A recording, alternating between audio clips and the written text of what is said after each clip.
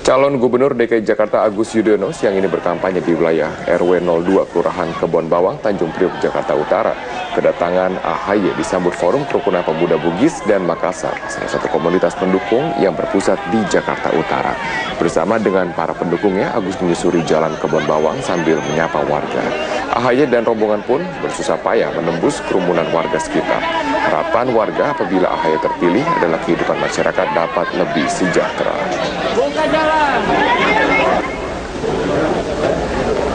Sementara calon gubernur DKI Jakarta nomor urut 2 Basuki Cahayapurnama menyapa warga di Rumah Lembang, Jakarta Pusat. Ahok memantau lokasi pengaduan di halaman belakang Rumah Lembang. Satu persatu Ahok mendengarkan keluhan warga. Tidak hanya itu, Ahok juga menerima ajakan foto bersama dari warga yang tidak hanya berasal dari Jakarta, tetapi juga dari luar daerah. Selepas dari Rumah Lembang, Ahok didampingi tim pemenangan melanjutkan kegiatan berkampanye dengan belusukan di wilayah Bali, Mester, Jakarta Timur.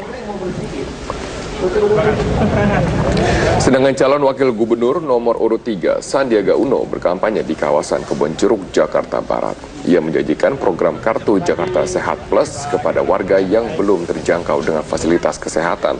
Ia juga memastikan peserta KJS Plus akan mendapatkan pelayanan kelas 1. Selain masalah kesehatan, warga yang didominasi kaum ibu di Kelurahan Sukabumi Selatan, Kebonjeruk juga mengeluhkan mengenai masalah penggusuran dan lapangan pekerjaan.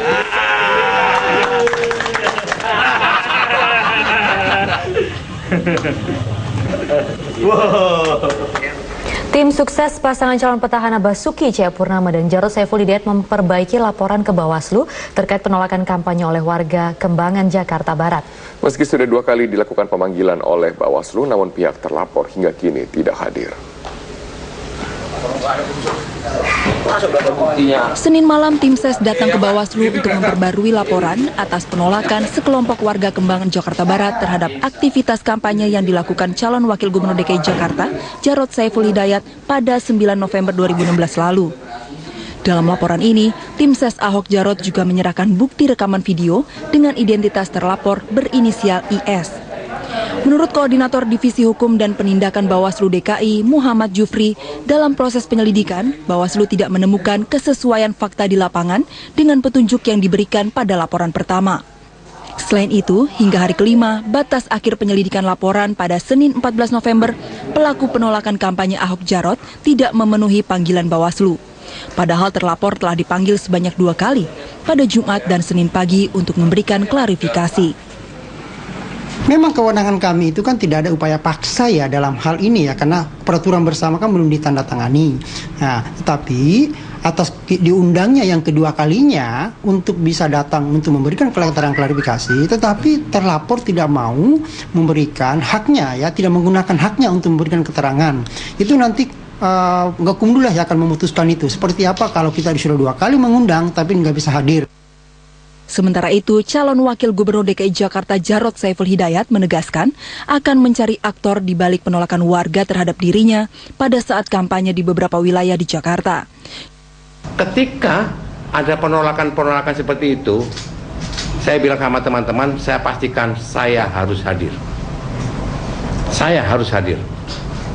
Untuk memberikan sekali lagi pendewasaan dalam berdemokrasi kita. Ya, saya harus hadir. Dan saya ingatkan juga dalam kesempatan seperti ini ya, kami juga akan mencari tahu siapa aktor di balik gerakan-gerakan seperti ini.